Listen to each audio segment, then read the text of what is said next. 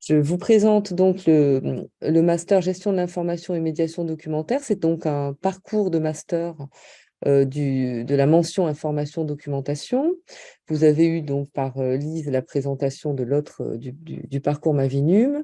Voici donc le second parcours qui forme davantage au métier des bibliothèques et de la documentation. Alors au sens très très large, hein, vous le voyez ici dans les débouchés. Vous avez des intitulés de métiers qui s'exercent dans des lieux très, très variés. Bien évidemment, les collectivités territoriales et toutes les bibliothèques qui relèvent de ces collectivités territoriales, que ce soit les médiathèques de lecture publique, des métropoles, mais aussi départementales, qui ont des fonctionnements différents. Ça peut être aussi les bibliothèques spécialisées qui travaillent sur des fonds particuliers, qui s'adressent à des publics particuliers, bien sûr les BU, mais aussi les bibliothèques de musées, par exemple, et puis toutes les structures documentaires qui ont une activité qui est assez proche de celle des bibliothèques, mais qui ne consiste pas qu'à gérer des fonds documentaires, mais aussi mettre en place des projets de veille, travailler davantage avec les archives, qu'elles soient imprimées ou bien sûr numériques, gérer des ressources informationnelles qui ne sont pas forcément des documents traditionnels. Alors, je pense aux médias, je pense aux instituts de recherche, je pense aux entreprises, au secteur associatif qui développent des fonctions de documentation, d'information et de documentation auxquelles nous formons nos étudiants.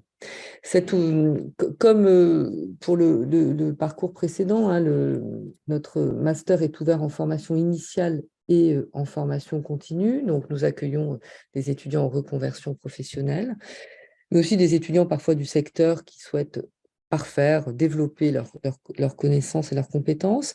Nous sommes également ouverts en alternance sous la forme de contrats pro, pardon, ou d'apprentissage. Alors, vous le savez, les conditions ne sont pas tout à fait les mêmes et c'est le service du SAFCO qui peut vous donner plus de précision.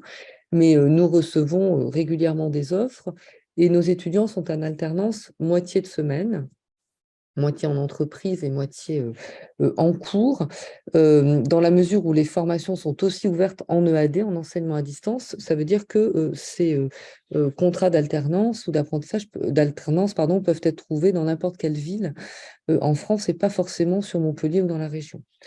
Un autre débouché est celui de la poursuite d'études en doctorat, puisque après un master, et sous réserve d'avoir un projet de recherche et d'être accepté dans une équipe de recherche, vous pouvez poursuivre en thèse. Nous avons un laboratoire en sciences de l'information, de la communication et donc de la documentation à Montpellier, qui est le LERAS, et nous pouvons là aussi vous renseigner, même si c'est encore un peu tôt, sur ce type de projet. Les objectifs du master, c'est d'acquérir des méthodes et des techniques qui vont être nécessaires et utiles à la gestion de l'information et des fonds documentaires, qu'ils soient imprimés ou numériques, donc quels qu'en soient les supports et quels que soient les types de documents, hein, puisqu'on travaille bien sûr sur le texte, mais aussi, si vous travaillez dans les médias, sur l'image fixe, animée, les documents sonores, etc. Donc ça, c'est, voilà, on vous forme, on vous appuyez sur nos compétences à nous, mais aussi celles de chargés de cours professionnels qui travaillent voilà, dans le secteur professionnel et qui viennent partager leurs connaissances, leurs compétences et leur savoir-faire. C'est aussi appréhender les enjeux des métiers. Ce sont des métiers qui évoluent très, très vite. Voilà, enfin, je dis ça depuis 20 ans, mais c'est vrai, et ça continue. Et au niveau master, on a besoin enfin, on forme en tout cas des futurs professionnels qui sont capables de comprendre comment ces métiers évoluent, quelle est la place qu'occupe le numérique, mais aussi comment les usages des individus dans la société évoluent et donc comment leur regard sur l'information change aussi, et puis leurs besoins d'information, et puis la place qu'occupent les documents et l'information dans leur quotidien. Donc, on travaille aussi sur ce point, enfin, sur cette question-là. On s'initie à la gestion de projet et aux méthodes du design thinking appliquées à la documentation et les bibliothèques dans le cadre de certains cours qui vont vous amener à développer ce type de méthodes qui sont largement mises en œuvre en bibliothèque, hein, et donc voilà, on parlera de ça dans certains cours. Connaître les contextes d'exercice, c'est-à-dire savoir que on n'a pas vocation, sauf si vous avez un projet professionnel très précis, à travailler dans un contexte, mais il y en a plusieurs et on va essayer de les découvrir et voir comment cette fonction d'information et de documentation se matérialise. J'ai parlé des métiers, des musées, des médias, de l'enseignement supérieur, j'ai parlé de la lecture publique, des associations, et là, par le biais de stages, donc un stage facultatif en M1 qui peut aller de 15 jours à 6 mois, un stage obligatoire en M2, au moins 2 mois. Euh, et puis, plusieurs stages sont possibles chaque année, si, voilà, si vous le souhaitez.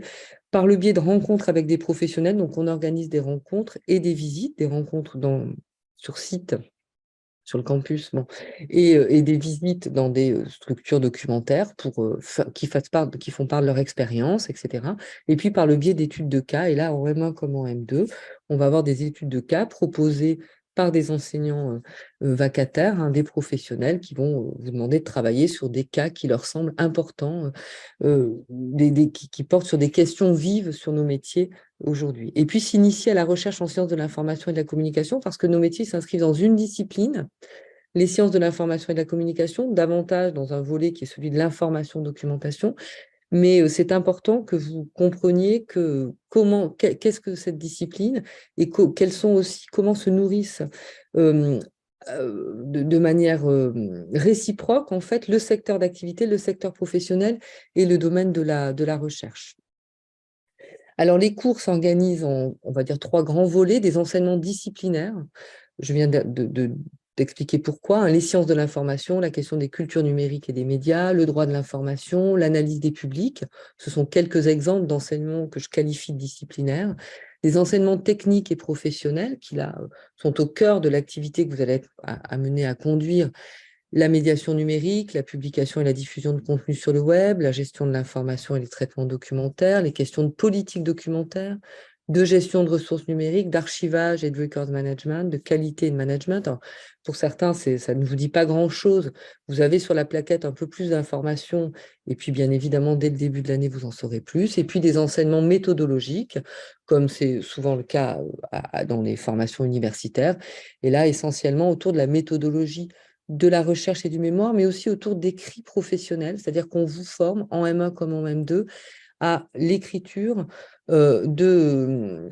oui, à la rédaction, à la production, pardon, d'écrits professionnels qui sont susceptibles d'être demandés dans le cadre de votre activité future.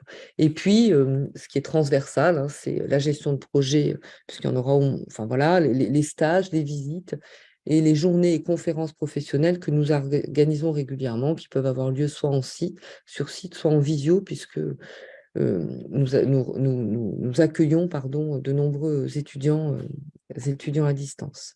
Alors, quelques exemples pour terminer de lieux de stage ou d'alternance, des bibliothèques d'écoles d'architecture. Nous avons chaque année quelqu'un à l'école d'architecture de Montpellier. Commerce, pareil, à Montpellier, à Toulouse, mais aussi à Paris, des écoles d'ingénieurs. Le ministère de la Culture, dans sa direction sur le livre et la lecture, a accueilli une apprentie. L'INA, Institut national de l'audiovisuel, qui a accueilli à plusieurs reprises des apprentis. Les réseaux de médiathèques d'agglomération, alors pour l'instant, nous n'avons pas eu d'apprentis. Nous avons des stagiaires, bien sûr, à Montpellier régulièrement, pas d'apprentis, mais nous en avons eu dans d'autres agglomérations en France. Les médiathèques départementales, aujourd'hui, cette année, nous avons 2 apprentis dans des médiathèques départementales. Les instituts de recherche, les laboratoires de recherche, les bibliothèques universitaires, là, ce sont plutôt des stages. Les musées, la Cité de la musique à Paris a accueilli une alternante pendant 2 ans. La bibliothèque publique d'information, qui est une bibliothèque à Paris, qui a un fonctionnement assez particulier et très intéressant, qui là aussi accueille régulièrement des stagiaires. Nous avons aussi des associations humanitaires voilà, qui développent cette fonction de documentation, des entreprises privées, bien sûr, des chaînes de télé et de radio, et puis des CDI de collège et lycée, où là, c'est bien. Je crois que j'ai été déconnectée un temps. Je disais juste que je pouvais répondre à toutes les questions qui me seraient posées par mail, bien sûr, et que la plaquette était sur le site de l'ITIC. Oui, donc il y a déjà 2 questions sur le chat, sur la discussion. Oui. Donc il y avait une question de Romain Lurtz. Est-ce que réaliser un master en alternance peut empêcher l'accès en doctorat? Ah non, pas du tout. Non, non, puisque justement, je viens de faire soutenir une thèse de doctorat de quelqu'un qui avait été en alternance pendant le master. Non, non, pas du tout. Il faut juste voilà, réfléchir à au projet de thèse et se dire il sera un peu différent de ce qu'on fait sur le terrain, mais ça se travaille, ça se discute, donc il y a pas ça n'empêche pas du tout, non. Non, non. Ok. Et la deuxième question, il faut quelle note pour demander un master au sein de l'ITIC? Alors, cette question ne s'adresse pas qu'à moi, je suppose, et là, Lise vient de répondre, c'est ça? Oui, Oui. je viens de répondre effectivement parce que ça dépend vraiment des formations et du niveau de pression aussi qu'il va y avoir dans les formations.